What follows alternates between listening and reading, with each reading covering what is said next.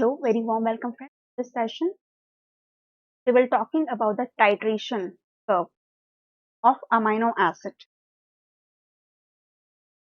तो जब आप टाइट्रेशन की बात करते हैं कि टाइट्रेशन से एक्शन में होता क्या है, अमीनो एसिड्स को यदि आप टाइट्रेट करते हो तो उस दौरान होता क्या है, क्या किया जाता है, इस दौरान क्या किया जाता है, डिटरमाइन किया जाता है किसका amount of N acid in a given solution. Suppose हमारे पास क्या है, कोई टेस्ट ट्यूब है, सपोज आपके पास क्या है, कोई टेस्ट ट्यूब है। उस टेस्ट ट्यूब में आपने क्या लिखा, यहाँ पर क्या है, हमने लास्ट लेक्चर में भी देखा था कि जब आप अमाइनो एसिड को क्या करते हो, इस सोल्यूशन में ऐड करते हो, जैसे ही डिसॉल्व करते हो तो अमाइनो एसिड जो हो जाता है वो कैसा होता है, डाईपोलर आयन को क्या कर रहा था, फॉर्म कर रहा था। क्या फॉर्म करता है ये, डाईपोलर आयन फॉर्म करता है। और डाईपोलर आयन को हमने और क्या बताया था कि ये स्वीटर आयन बनाता है, ये स्वीटर आयन को फॉर्म करता है। यदि आपको स्वीटर आयन क्या होता है नहीं पता है तो आप इसका पहला जो प्रीवियस लेक्चर है उसको देख सकते हैं, आगे आप पढ़ सकते हैं। क्या बनाता है, आपका स्वीटर आयन बनाता है। जैसे ही स्वीटर आयन फॉर्म होता है, स्वीटर आयन का मतलब है ये कैसा होता है, ये इलेक्ट्रिकली क्या होता है आपका, इलेक्ट्रिकली कैसा होता है, न्यूट्रल होता है। कैसा होता है, न्यूट्रल होता है। न्यूट्रल से हमारा मतलब है कि कोई चार्ज जो होता है प्रेजेंट नहीं होता है। तो ये क्या बात हो गई आपके ज्विटर आयन की। अब जो ज्विटर आयन होता है वो टाइट्रेशन में कैसे इंपॉर्टेंट रोल प्ले करने वाला है, हम बात करें। टाइट्रेशन करते क्यों है फ्रेंड, टाइट्रेशन करने का मकसद क्या है, टाइट्रेशन में होता क्या है। टाइट्रेशन करने के लिए आप क्या करते, ग्रेजुअली क्या करते हो, ग्रेजुअली क्या करने वाले हो आप, जो आपका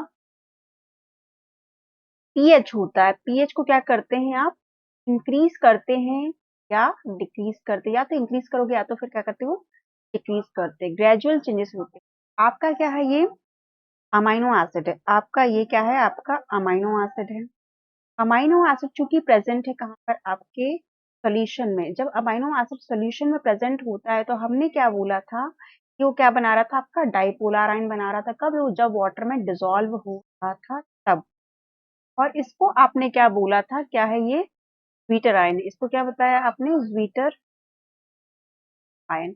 यदि आप ज्वीटर आयन की बात करते हो तो यहाँ पर क्या होता है, आपका पीएच और आपका पीआई जो क्या था, आपका इक्वल था। यहाँ पर क्या है, पीएच और पीआई क्या है, इस स्टेज पर इक्वल होता है। अब हम क्या बोल रहे हैं कि हम टाइट्रेशन में ग्रेजुअली पीएच को इंक्रीज या डिक्रीज करते हैं। तो जब पीएच को मान लो हम क्या कर रहे हैं, इस कंडीशन में इंक्रीज कर रहे हैं। यदि हम पीएच को क्या कर रहे हैं, इंक्रीज करते हैं, पीएच को इंक्रीज किया जाता है, उस दौरान क्या होता है, यदि आपने पीएच को इंक्रीज किया, ये आपका सी अल्फा कार्बन है, ये आपका कार्बोक्सिल ग्रुप है, और यहाँ पर क्या है, आपका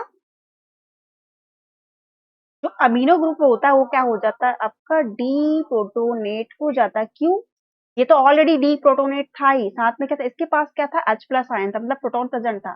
जैसे ही आपने पीएच को ज्यादा किया, पीएच को ज्यादा मतलब H प्लस कम हो जाएंगे, H प्लस आयन जैसे ही कंसंट्रेशन कम होते हैं तो ये अमीनो ग्रुप क्या होता है, अपना H प्लस आयन जिसको आप प्रोटॉन कह रहे हो, वो क्या कर देता है, डोनेट कर देता है। क्या कर देता है, वो डोनेट कर देता है।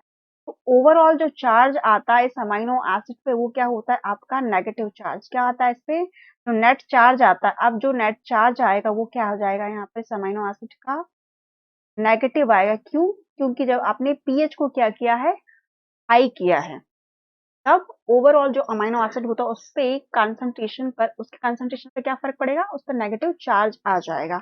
मतलब अब वो क्या कर सकता है, आयनाइजेशन की आयनाइजेशन जो प्रोसेस होती है, आयोनाइजेशन में क्या कर सकता है, पार्टिसिपेट कर सकता है। आयनाइजेशन से मतलब हमारा है, आयनाइजेशन क्या होता है, आयनाइजेशन वो प्रोसेस होती है जिसमें क्या होता है, एक आपका मॉलिक्यूलर एटम क्या कर देता है, एक्वायर कर लेता है नेगेटिव या पॉजिटिव चार्ज को, उसको आप आयनाइजेशन कहते हैं। यहाँ पर आप देखिए फ्रेंड, पर कोई चार्ज प्रेजेंट नहीं, बट यहाँ क्या है, आपका अब नेगेटिवली चार्ज हो चुका है, कौन सा, आपका अमीनो एसिड। इस कंडीशन में भी आप पीएच और पीआई की बात करते तो आपका पीएच क्या था, यहाँ पर हमने ज्यादा रखा है किससे, पीआई से। पर क्या है, पीएच आपका पीआई से ज्यादा है। और यदि देखा जाए तो क्या होता है, यहाँ पे लॉस ऑफ क्या होता है, आपका प्रोटॉन। लॉस ऑफ क्या हुआ है, प्रोटॉन। प्रोटॉन को क्या किया है, लॉस किया। मतलब क्या, आपका जो अमीनो ग्रुप था इसने क्या किया है, यहाँ पे प्रोटॉन को लॉस किया, ऑफ लॉस ऑफ प्रोटॉन भी कह सकते हैं। दूसरी ओर यदि आप देखते हो कि क्या होता है कि यदि आपको पीएच को क्या कर देना है, अब कम कर देना है, पीएच को डिक्रीज कर देना, उस कंडीशन में क्या होता है, जब पीएच डिक्रीज हो जाता है तब अमीनो एसिड के स्ट्रक्चर में क्या फर्क देखने को, ये आपका कार्बोक्सिल ग्रुप है और आपका ये क्या है, आपका अमीनो ग्रुप है। अमीनो ग्रुप हम इसी को क्या कर रहे हैं, ज्यूटर आयन को ही हम कम ज्यादा कर रहे हैं। जब पीएच सराउंडिंग में कौन, ज्यूटर आयन के सराउंडिंग में कौन प्रेजेंट है, आपका पीएच प्रेजेंट है। तो पीएच को आप कम ज्यादा करके देख लो, टाइट्रेशन पीएच को हम कम ज्यादा ही करते हैं। तो ग्रेजुअल हम क्या करें, चेंजेस करें। अब यहाँ पर क्या है आपका, ये तो ऑलरेडी प्रोटोनेटेड है ही, जबकि पीएच ज्यादा है, पीएच ज्यादा है इसका मतलब क्या है, H प्लस आयन जो है वो उनका कंसंट्रेशन कैसा होगा, ज्यादा होगा। ज्यादा होगा तो क्या हो सकता है, अब जो आपका कार्बोक्सिल ग्रुप है वो क्या हो सकता है, आपका प्रोटोनेट हो सकता है। प्रोटोनेट हो सकता है कौन, आपका कार्बोक्सिल ग्रुप। तो अब यदि इस अमीनो एसिड पर आप चार्ज देखते हो ओवरऑल, तो क्या आता है, आपका पॉजिटिव चार्ज निकल के आता है। नेट चार्ज क्या निकलता है, पॉजिटिव आता है। और यदि पीएच और पीआई की बात करें तो पीएच जो होता है वो लेसर होता है किससे, आपके पीआई से। ये तीन कंसेप्ट आपको दिमाग में रखना है। पहला कंसेप्ट क्या है कि ज्यूटर आयन क्या होता है, दूसरी बात की पीएच और पीआई का रिलेशनशिप क्या होता है, तीसरी बात कि आपको जब पीएच को आप इंक्रीज या डिक्रीज करते हो उस दौरान आपके अमीनो एसिड में क्या क्या चेंजेस आपको देखने को मिलते हैं।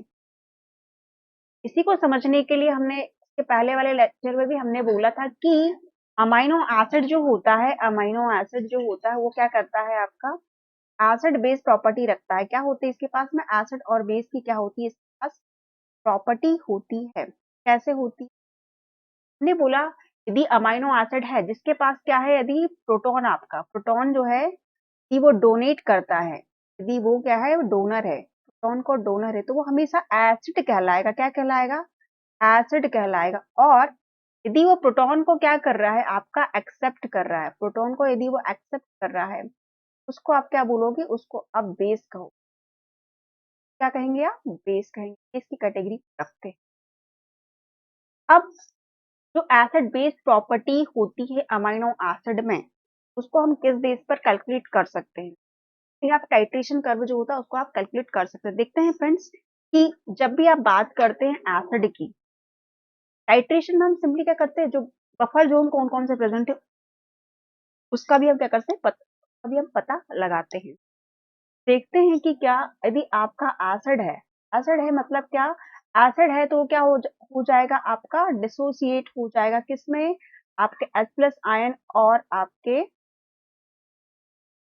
बेस में। तो ये क्या है आपका, ये आपका एसिड है और ये क्या है आपका कॉन्जुगेट बेस है, ये क्या है आपका कॉन्जुगेट। जब भी आप टाइट्रेशन की बात करते हैं तो टाइट्रेशन में फ्रेंड्स आपको एक बात हमेशा ध्यान में रखनी कि चाहे आपका एसिड हो या फिर क्या हो, आपका बेस हो, आपको स्ट्रॉन्ग एसिड और स्ट्रॉन्ग बेस को यूज में नहीं लेना है। क्यों, एसिड यदि आपका क्या होगा, स्ट्रॉन्ग होगा, स्ट्रॉन्ग एसिड होगा, कौन हो सकता है स्ट्रॉन्ग, मान लो आपका क्या है, हाइड्रोक्लोरिक एसिड है, क्लोरिक एसिड है, नाइट्रिक एसिड हो गया है आपका। तरीके से इनको क्या कहा जाता है, स्ट्रॉन्ग एसिड। यदि आप स्ट्रॉन्ग एसिड को टाइट्रेशन में इस्तेमाल करते हैं तो स्ट्रॉन्ग एसिड की क्या होती है, खासियत होती है, क्या कह सकते हैं, इनमें कैपेबिलिटी क्या होती है, ये कंप्लीटली क्या हो जाते हैं, डिसोसिएट हो जाते हैं, कंप्लीटली क्या हो जाते हैं, डिसोसिएट हो जाते हैं। हमें कंप्लीटली डिसोसिएट नहीं करवाना है किसको, H प्लस को, हमें पूरा का पूरा कंप्लीट क्या करना है, डिसोसिएट नहीं करवाना। हम क्या करते हैं कि टाइट्रेशन में क्या करते हो, आप क्या लोगे, जो वीक एसिड होते हैं, वीक एसिड का इस्तेमाल करते हैं। वीक एसिड से हमारा मतलब है जैसे कि आपका एसिटिक एसिड हो गया है, एसिटिक एसिड क्या है आपका, वीक एसिड है। तो जब हम बात करेंगे टाइट्रेशन उस दौरान आपको ध्यान में क्या रखना है, टाइट्रेशन के दौरान आप स्ट्रॉन्ग एसिड का इस्तेमाल नहीं करना है, स्ट्रॉन्ग एसिड का इस्तेमाल नहीं करोगे। टाइट्रेशन में हम स्ट्रॉन्ग बेस को इस्तेमाल कर सकते हैं, बट एसिड जो लेना है वो आपको स्ट्रॉन्ग नहीं लेना है। अब जब बात आती है किसकी, आपके कि आपको स्ट्रॉन्ग एसिड नहीं लेना है, तो एक कंसेप्ट और आता है जिसको आप क्या कहते हैं, पीकेए कहते हैं। क्या कहते हैं? जैसे आपका क्या था कि ये क्या है, आपके पास एसिड है, और एसिड जो होता है वो कहाँ हो गया आपका, डिसोसिएट कहाँ पर हो जाएगा, एसिड जो होता है वो डिसोसिएट कहाँ पर होगा? आपके H प्लस आयन, और ये क्या हो गया आपका डिसोसिएट। अब ये कैसे ही है, रिवर्सिबल रिएक्शन, ये रिएक्शन कैसी है, ये रिवर्सिबल है, ये रिवर्सिबल। अब यदि आप इसकी बात करते हैं तो ये क्या है आपका इक्विलिब्रियम, इक्विलिब्रियम कंसेंट्रेशन, क्या है आपका इक्विलिब्रियम फॉर्म है।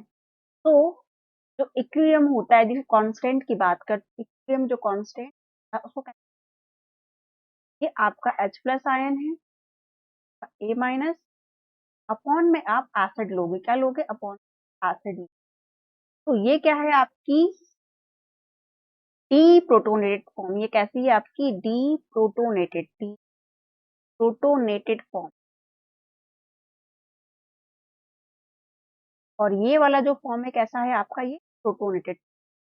प्रोटोनेटेड मतलब हमारा कि इसके पास क्या है अभी H प्लस, ये अपना गिव अप कर सकता है, इसके पास तो H प्लस है ही नहीं, तो ये क्या कर सकता है, ये एक्सेप्ट जरूर कर सकता है।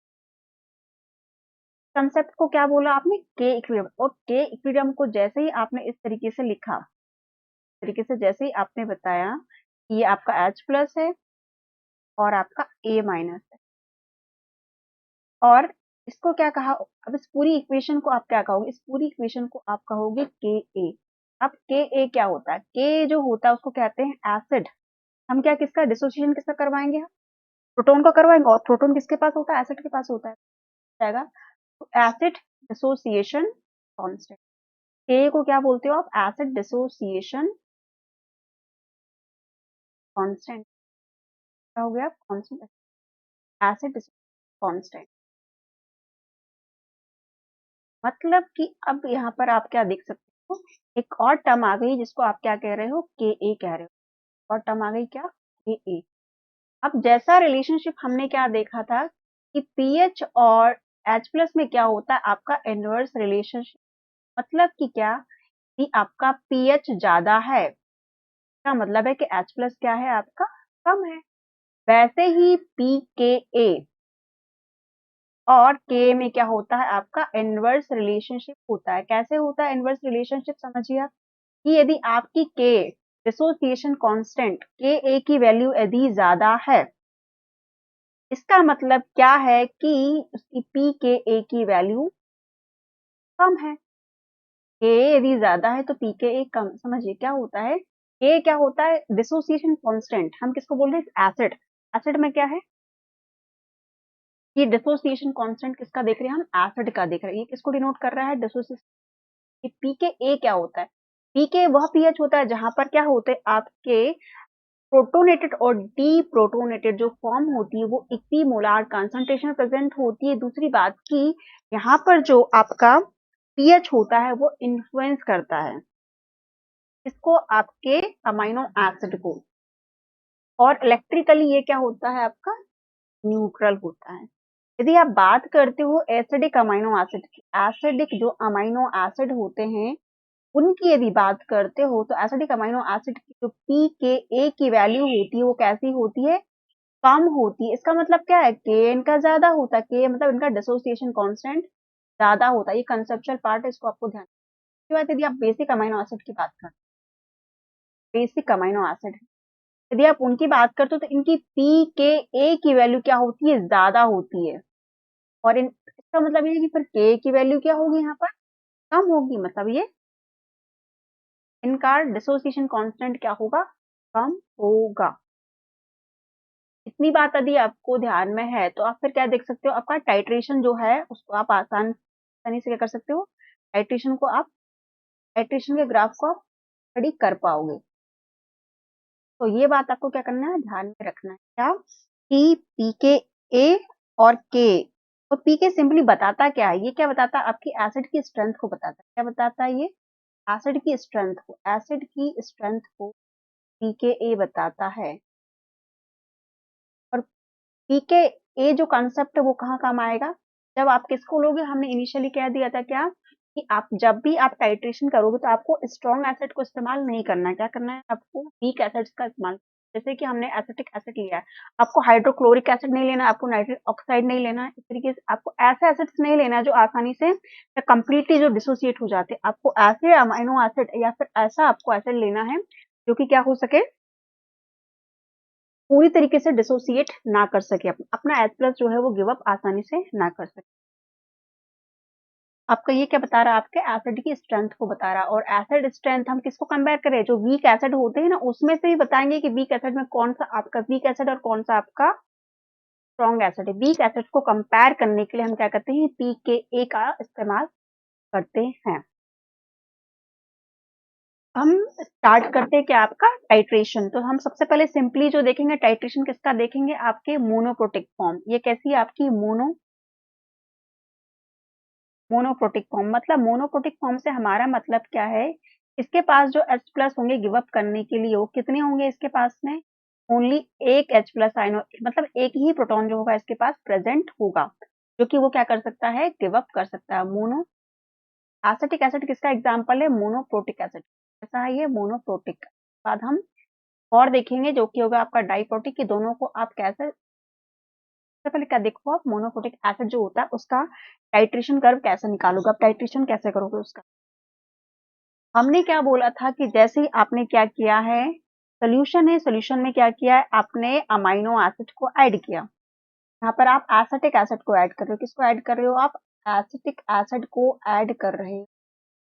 तो जैसे ही एसिटिक एसिड ऐड होता है, डिजोल्व हो जाता है किसमें, आपके वाटर में, डिजोल्व हो गया है क्या आपके वाटर में। अब सराउंडिंग में क्या होगा, कुछ ना कुछ का क्या होगा, पीएच प्रेजेंट होगा, इसका क्या होगा, आपके पीएच होगा। यहाँ पर क्या होगा, जो कि क्या करेगा, इसको अफेक्ट करेगा, जो कि क्या करेगा, अफेक्ट करेगा।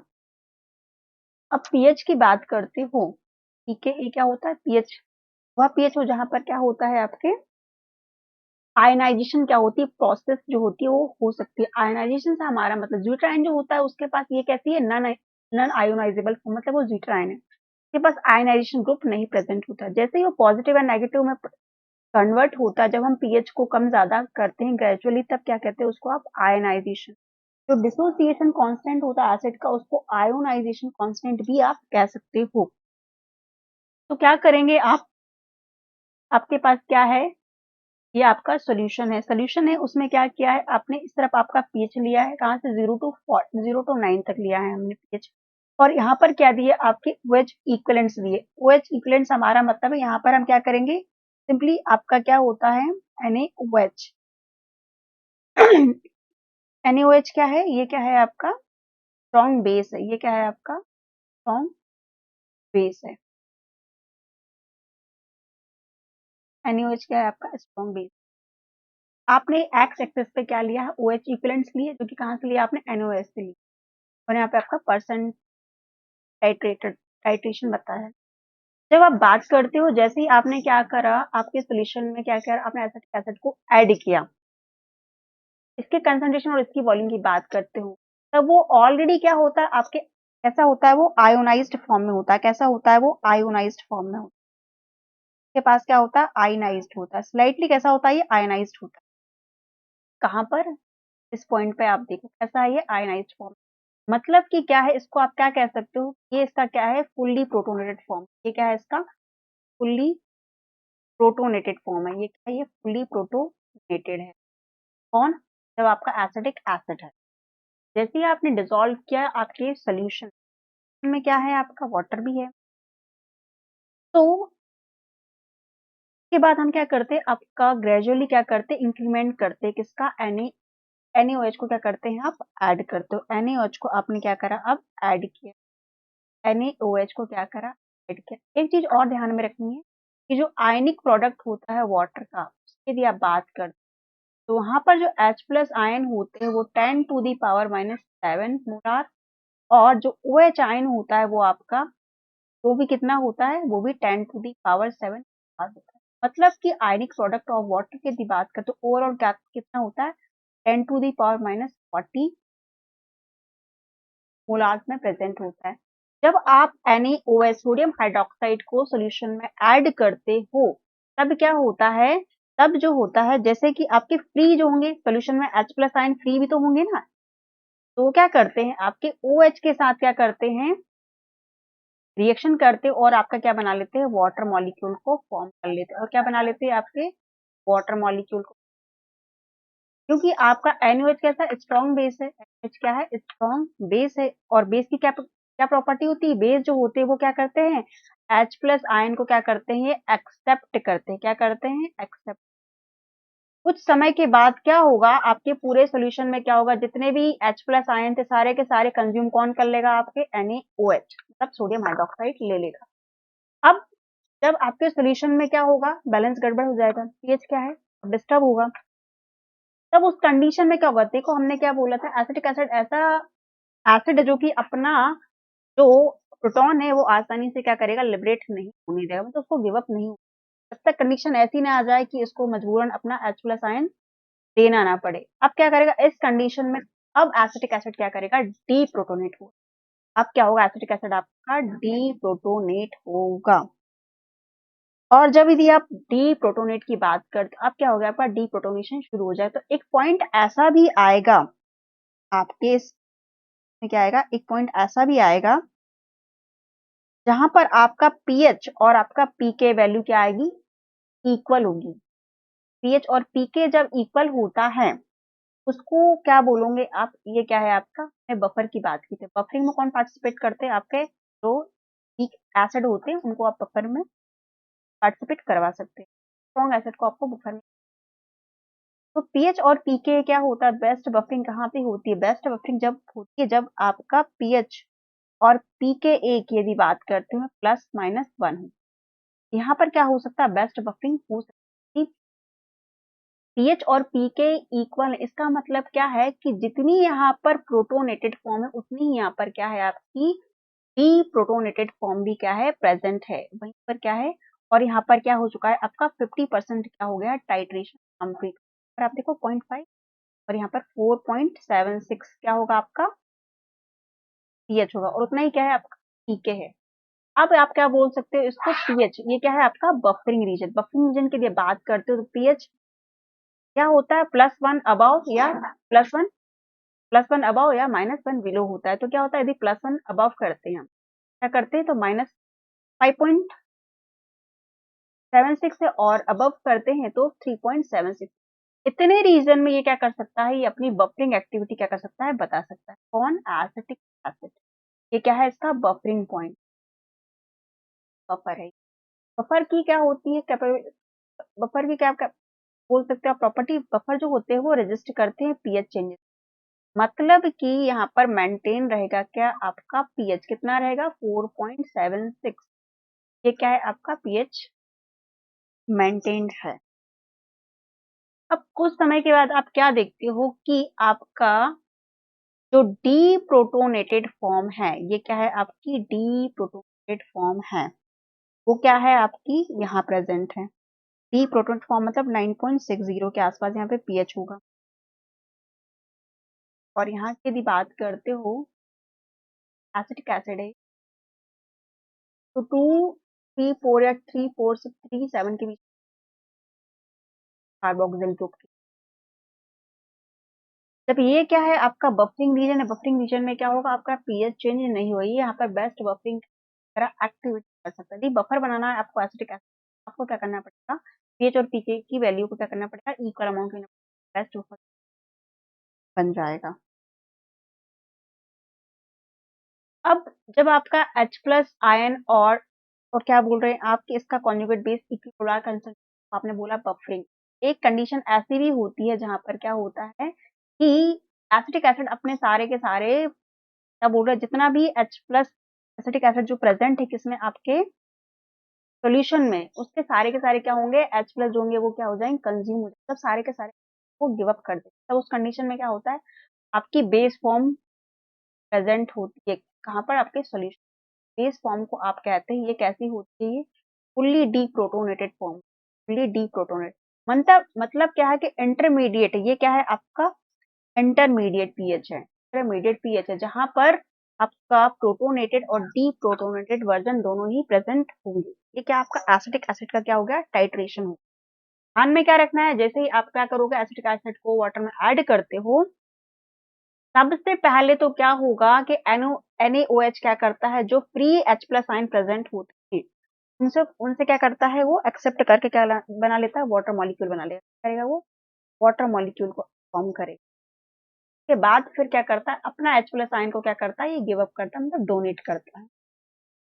तब आपका कहीं यहाँ पर क्या आती है, बफरिंग रीजन आता है। के बाद आपका डीप्रोटोनेशन वाला पार्ट आ जाता है।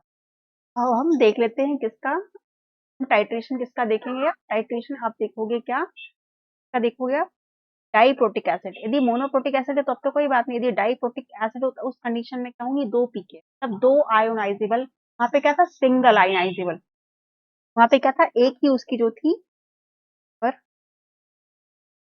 देखें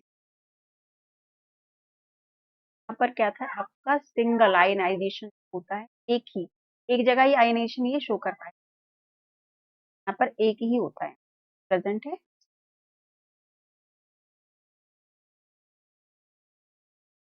0.3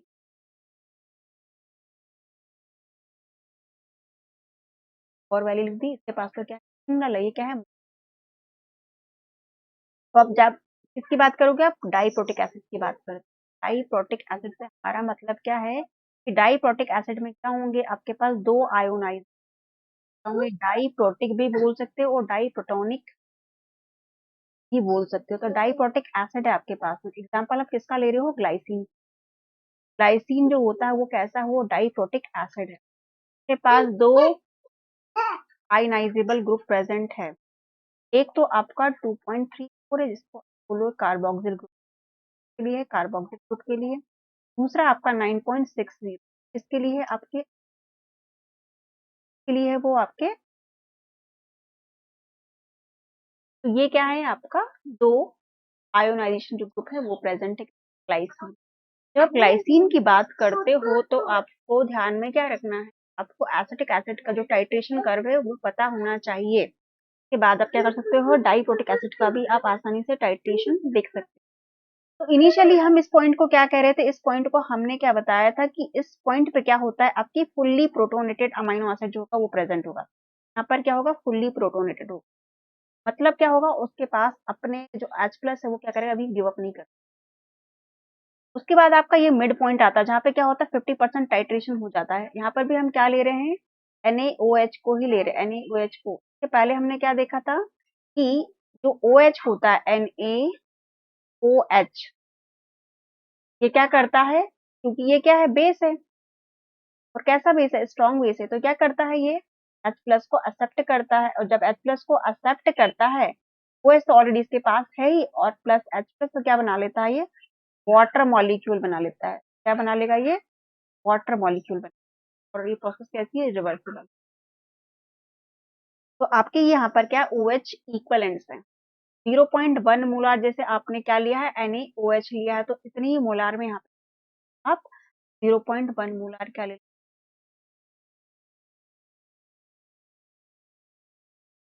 अब आपने NaOH को, पहले हमने ये क्या देखा था, जब हमने NaOH को ऐड नहीं किया उसके पहले कुछ ऐसी कंडीशन होती है फुली प्रोटोनेटेड, फिर जब NaOH को आप ऐड करते हो तो पीएच में आपको क्या देखने को मिलता है, क्योंकि आपका जो अमाइनो एसिड है वो सराउंडिंग के पीएच के कम ज्यादा होने से क्या होगा, अफेक्ट तो हो गई।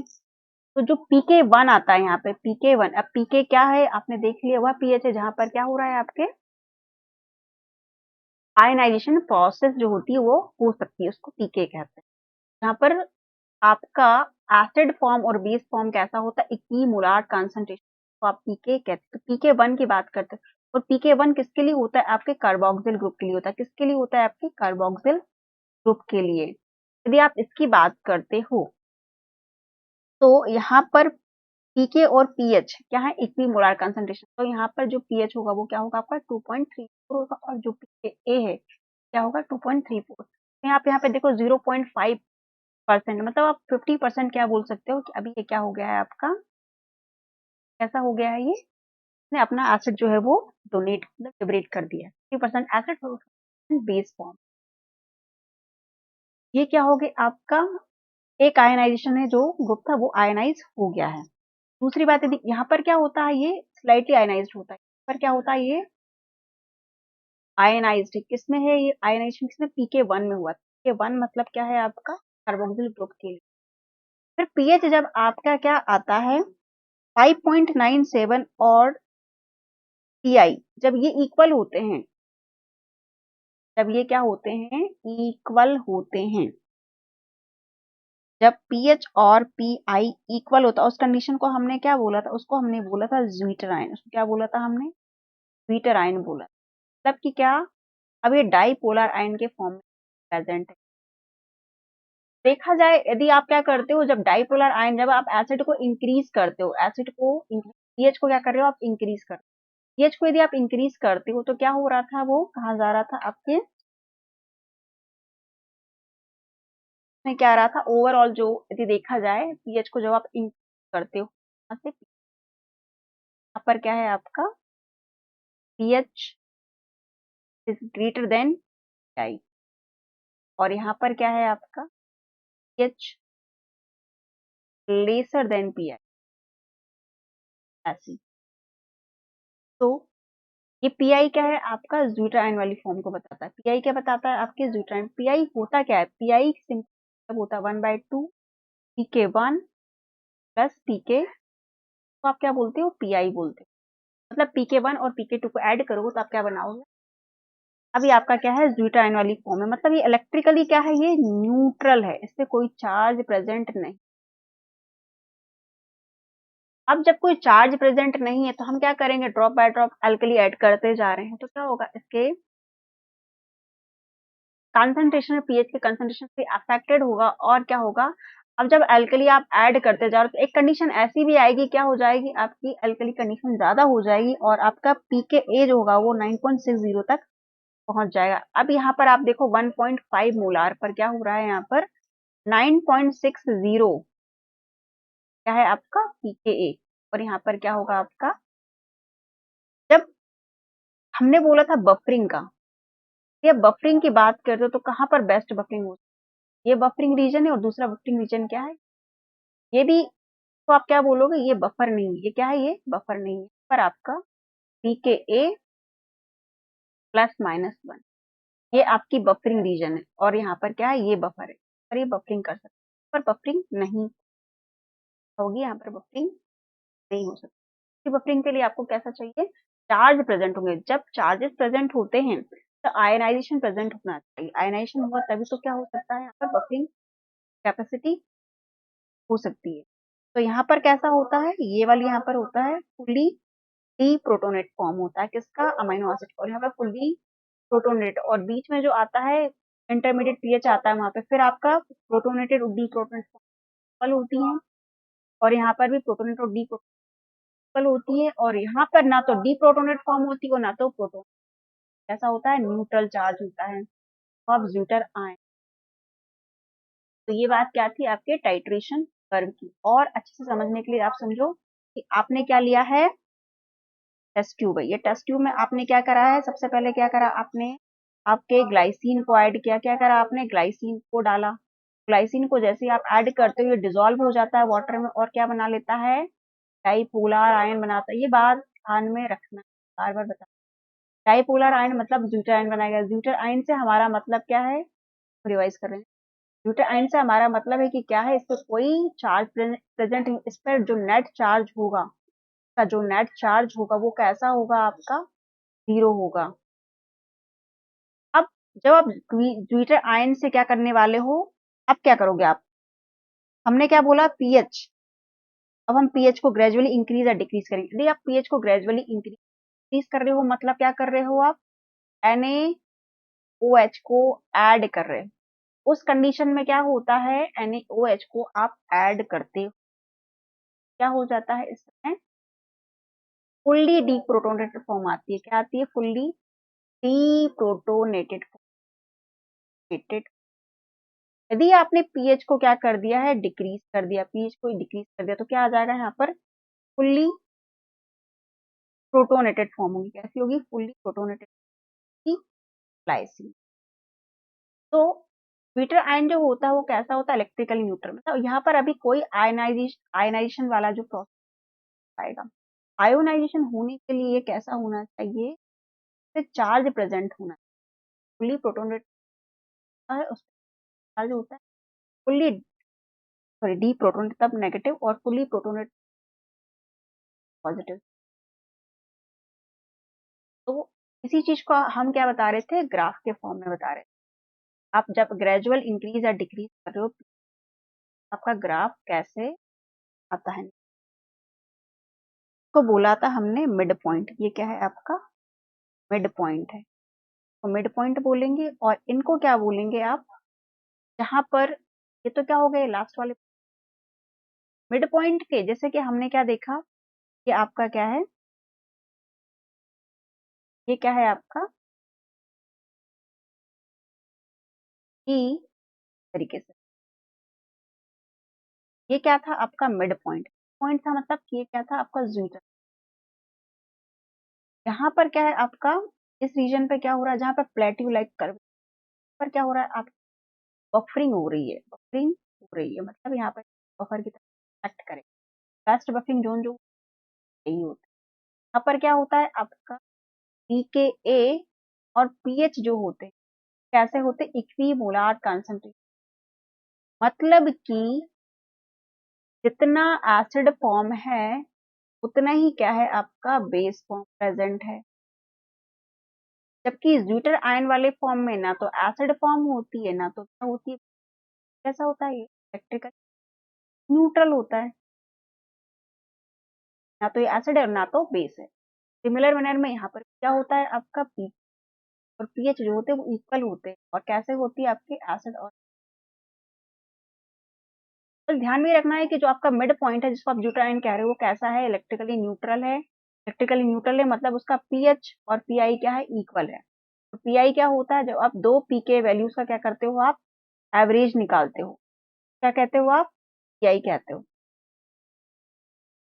ये आपके बफरिंग जोन है और बीच में क्या आपका मिड पॉइंट है। जब आपके पास क्या हो डाइप्रोटिक कंडीशन, ऐसी हो जब डाइप्रोटिक ग्लाइसिन लिया था, दो पीके वैल्यूज मैं देखा 2.34 किसके लिए थी, आपके कार्बोक्सिल ग्रुप के लिए, और 9 अमीनो।